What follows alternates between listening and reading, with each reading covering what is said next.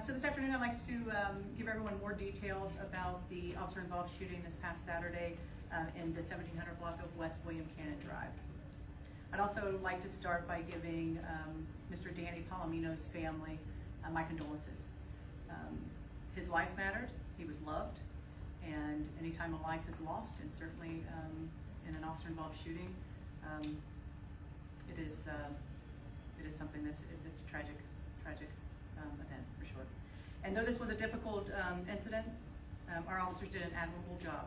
You think about responding to numerous 911 calls with a person with a gun, a person pointing a gun, and feeling a sense of getting there and not even waiting for backup, of getting there and feeling like he had to do something right away. So at this point, and I'd also like to thank our public safety partners, Austin, Travis County EMS, and the Austin Fire Department as always. And also appreciate the community who has come forward with video and again, listening to all these 911 calls. A lot of people around the scene. This was a very busy area. We're talking 9:50 in the morning. So you imagine on a Saturday, a quite crowded area. So I want to thank the community members who assisted and came forward with information. And so now we're going to go over events of the morning. So this is a map here. West William Cannon runs east and west, and this incident happened on the north curb. Okay. We're going to start with 3 911 calls, and again, there were multiple calls, but these are 3 calls from there. The second call is about 3 minutes in length, but I think it lays out, these 3 calls lay out the scenario for you. So we'll start with call 1. I need police. I just had a guy pointing a gun at me, William Cannon, at Cannon Lee. William Cannon at what then? Cannon Lee. He's in a wheelchair. He's in the middle of the road, and I asked if he needed help because all the cars were stopping when he pointed a gun at me. Okay, hold on. Can you give another call? Hold on. Wait, and you said he was in a wheelchair, right? Yeah. So like I said, he has a gun in his mouth. And he pointed it at you? Yes. That's Sorry, that's 1.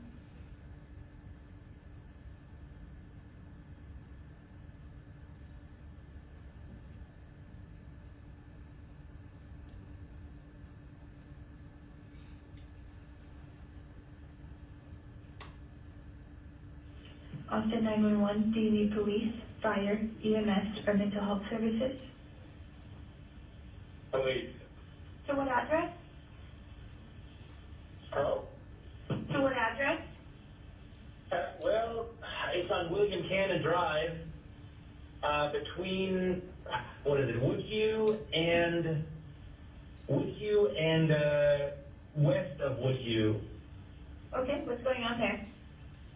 There's a guy on the road with a wheelchair, disabled guy, not only blocking the traffic, but he's got a gun in his hand. And when we were in front of him, he pointed, and we wanted to pass him, he pointed to his gun. So he's pretty much threatening people. Did he point to his gun or did he point it at you? Well, he pointed with one finger to his gun, which was in the other hand. But the gun was not pointed in our direction at this point. But at that point, we're like, okay, and we passed him in a nice way. Okay, give me 1 moment while I update this call. hat auch gut gezeigt mit der Waffe, das stimmt. Ja. Der ist so gemacht. Ja, und die Waffe zeigte auch das Auto. Da kommt es jetzt einer. Ja.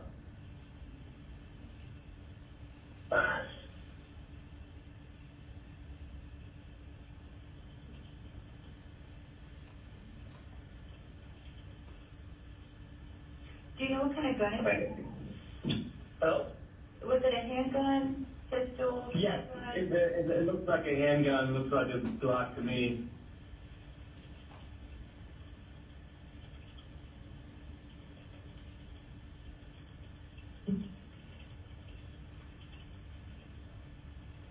Do you know what he was wearing? Oh, I don't know, but I mean, there's one guy in the middle of the road that he's got one leg missing, I believe. Yeah, I mean, a poor guy, right? But yeah, I mean, he's pointing a gun at, I mean, halfway to us, I mean, like I said, right, we're kind of in between, pointing it to us and not.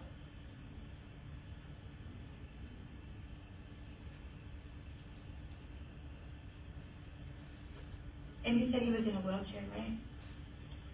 Yeah, in a wheelchair. And he blocked multiple cars, and then some passed by him, and we were kind of in front of him, and indicated that we want to pass by him, and then he's like, we point to his gun, and again, the gun like halfway to us and halfway to the car, and a little bit of both. Was he located closer to South Congress or the Sunstrip Drive? Well, we were just going east, and the next intersection we saw was Woodhue. So I think it's the bridge before Woodhue. Just before the bridge is where he was, like, what, 5 minutes ago. Here's our third call. Officer 911, do you need police, fire, EMS, or mental health services? There's a police officer here right now, but there's a gentleman in a wheelchair that is in the middle of William Cannon and Canyon League, and he's waving a gun. So, yeah, there's a lot of crap. We're all stopped right now, but there's a police officer behind him. Okay, yeah, there's multiple officers pulling up, so hopefully it should be taken. Okay. Yeah, he's got the gun sitting in his lap. Okay. But he was waving it around just a minute ago. Yeah, it was crazy. So there's a cop right here right now. Thank you. I just wanted to make sure everybody was okay. Alrighty, thank you very much. Okay. Thank you. Bye-bye. All right, so next we're gonna see a video. This was a video that was given to us by a passerby that came back around. He took this video as this was occurring, came back to the scene afterward to let us know that he had captured this. And this is that value when we talk about communities and community members coming and giving us information, there is value there. And so we're gonna take a look at that. You can see the officers approaching. He's 50 feet. Okay, so we're gonna slow the video down for you.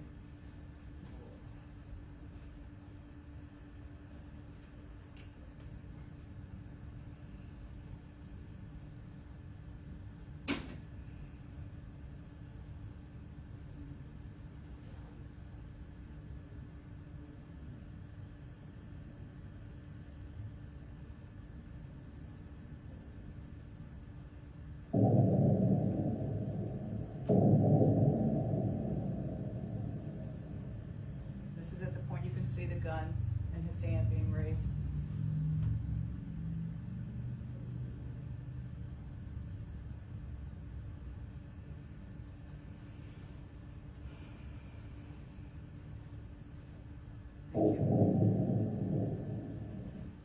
I'm also going to show you some still photos from that.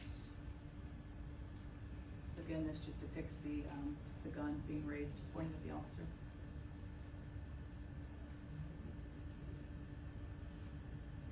All right, next you're going to see body-worn camera video from Officer Jackson.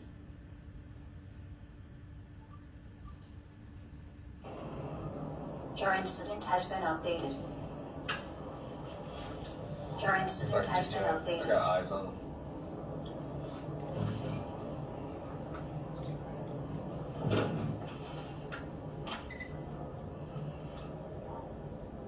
We're gonna be at William Cannon and Cannoe. Your incident has been updated. Your incident has been updated. Your incident has been updated. Yeah. What's happening here is a community member is coming up to the officer, ran up to his car and said, he's got a gun, he's got a gun. And so he is at that point telling him to get back, get. So that's what's happening there. 2210, direction of fire is going to be westbound. He's in the middle lane. Stop, sir! I do want to say, when he talks about direction of fire, that is specifically for officers that are coming on the other side, arriving there, letting them know where, if he does have to fire, this is the direction that's going to be. That's what that is.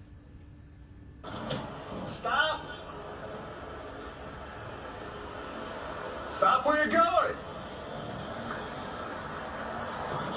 So you can see him at this point. He's flagging cars to keep going. Get out of the way. Keep going. Stop! Break 210, he is going eastbound on the north curb line. Direction of fire, still going to be westbound. I got a lot of traffic.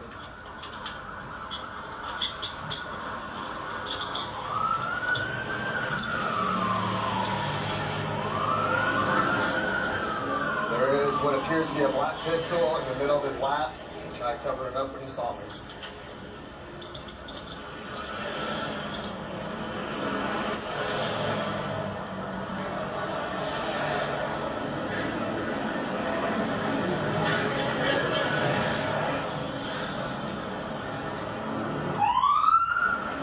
Only a unit to get westbound and walk down.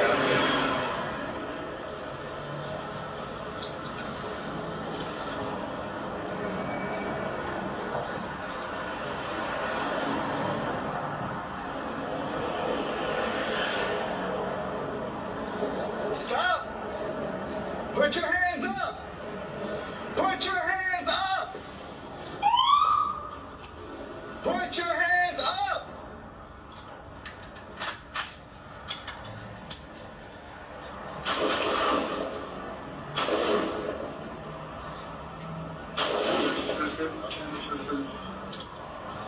Put your hands up! That point, you're gonna see him raise back. Drop the gun! What's the gun? Drop the gun!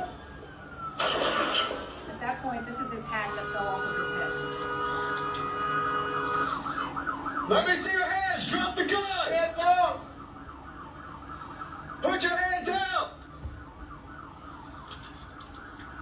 Break 210s, shots taken, suspects down. Going to need the road blocked off westbound. Put your hands up! Coming to you. Coming to you.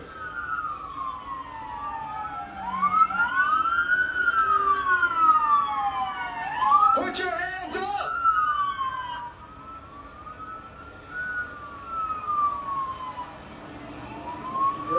Yes, sir. He still has the gun under him. So he's got the gun under him. Right now, we're going to see a in-car dash camera from Corporal Futh.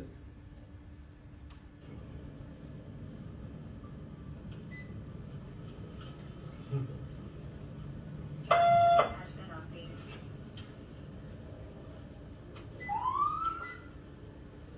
Need a unit to get westbound and block traffic.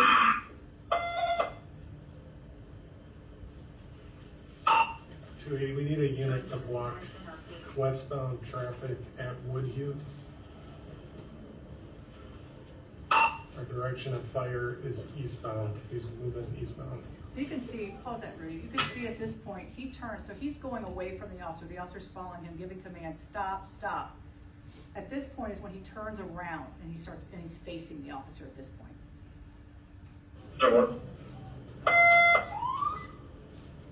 Your incident has been updated. New message.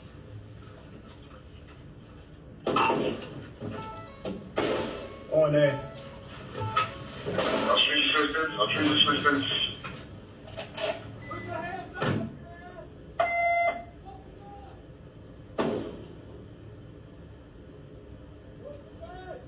Lighting incident.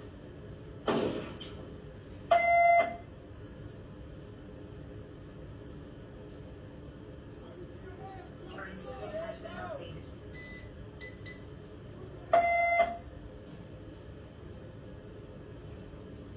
Break 210s, shots taken, suspect down. We're gonna need the road blocked off westbound. 204. Okay, and lastly, we're going to listen to radio traffic. 205 in route, there's 1501 law enforcement in Cannon. A wheelchair in the road, holding a 32 in his lap, and black pistol. 210 was very 206. Any 21 yet? He's still online with the power one. It's going straight to voicemail. 10-4. Break 210 dispatch. Can you just put that call back in the queue? Put me on 280's call. Yeah, boy. You said you're gonna look eastbound Lake at Fort Bridge between Minnetonka. Maybe possibly has been a call, but they don't have a description. I was just talking to a 50-year-old, wheelchair bound, one leg.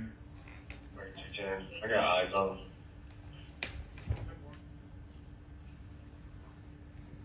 Still here. We're gonna be at William Cannon and Canley.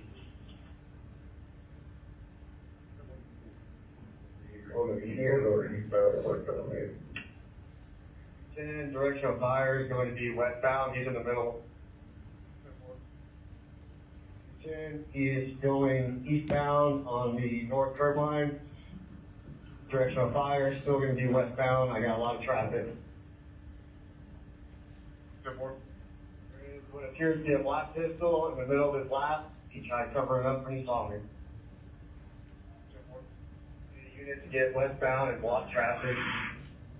We need a unit to block westbound traffic at Woodview. Direction of fire is eastbound. He's moving eastbound. O&A. I'll choose assistance. 210, shots taken, suspect down.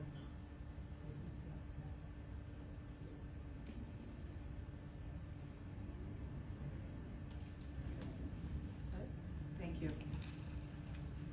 Okay, so again, Officer PD started receiving 911 calls around 9:50 in the morning after multiple calls. Again, there's a strip mall that's in that area where he was, had been seen around there. Again, waving the gun, pointing the gun. So again, several 911 calls. Officer Jackson responded, and again, not understanding that he could not wait for backup, that this could be potentially a very deadly situation for innocent people in the area. So he gets there, exits his car. Again, looking across the street, he sees the gun in his lap, takes out his rifle, and he's approached by that community member who's saying, this guy's pointing gun, this guy has a gun in his lap. So at that point, the officer crosses the street again, trying to give commands. Mr. Palomino is moving away from him at that time. The officer's keeping a very good distance from him. At the same time, waving cars away, get out of the area, just with a sense of urgency of what do we have here. So again, at that point, you can see where he turns and he faces the officer, and as the officer's approaching, that's when the gun came up, and he raised the gun and pointed at the officer, and the officer at that point fired rounds striking Mr. Palomino. At this point, Mr. Palomino was transferred, again, life-saving measures on scene. I'm always so impressed with our officers and the work they do after such a, taking that action to then go and deliver life-saving measures before EMS arrived on scene. Once he was transported to the hospital, and unfortunately he was pronounced deceased. No other individuals nor officers were physically harmed. The officer who discharged their department-approved rifle is Officer Joshua Jackson. He has been on for 7 years and 4 months, and he has been placed on administrative leave, which is our standard protocol. And again, you know that we conduct 2 concurrent investigations. That's Special Investigations Unit, that's a criminal investigation, and alongside Travis County DA, and then our APD Internal Affairs Unit with their investigation, along with the Office of Police Oversight. Again, we're always seeking that community's assistance. You saw the video that was returned to us. We'd love to see more video that's out there. So again, if you have any videos, photographs, or you witnessed this event, if you could give us a call at 512-974-5032. That's 512-974-5032. Again, this is ongoing investigation, but again, in the spirit of being transparent, of getting out here as soon as we can with information to give you, that's what we're here for. And so at this time, I'll take a few questions. I know clearly you can see in the video he still has use of his hands even though he's in a wheelchair, but is there any additional protocol when an officer comes across somebody who does have some kind of handicap? Yeah, I when you think of that, again, it's a unique situation. You have someone that is in a wheelchair bound. But the point is, he had a firearm and he was pointing at the officer, and to understand that is there's a threat there, regardless. What kind of firearm was it discovered to be? It was a Glock BB soft rifle gun, so BB gun, made to look like a Glock pistol. That's the danger with these guns, and unfortunately, These are easily balked on the online, and to an eye, I mean, you know, I've been in law enforcement for 33 years. I looked at the picture of this and I couldn't tell the difference at that point. I mean, it's really hard and it's very challenging. What do we know about this person? Is there any criminal history, mental health issues? Yeah, so I believe he's 45 years old, from Austin. He has suffered from some mental health episodes in his life, unfortunately. You touched on it a little bit, but the actions by the officer to wave the cars out of the way, talk about the importance of that in a situation that could have. Yeah, I think that kind of shows the urgency of it, instead of waiting. You know, ideally, it's great for officers to meet up, to come up with a plan, to have some supervisors on scene. That's ideal. But to have someone come, you know, he's hearing the radio traffic, multiple calls. He's getting there. He's there. There is an obligation there as law enforcement. And when you think about the oath that we take, that's it, is going in when everyone else is trying to get away. That's what we do. So he came, he understood that he may be the only one there at that time, but he's going to go take action. And he's going to address it, and that's exactly what he did. We'll take one last question. What is the next step for the officer involved in this shooting? So they are on administrative leave, and that's our standard protocol there. Thank you. Can you Thank say you. if there was a motive? Have you all found a motive for why the guy was out there? No, I think he's someone that's familiar with that area. I think people had talked about seeing him in that area, you know, for multiple months, maybe years, that he had been there. So again, he had some mental health background. So what a motive was, I'm not sure. Was he homeless? I don't know what his housing status was. Thanks, everyone. Thank you. Thank you.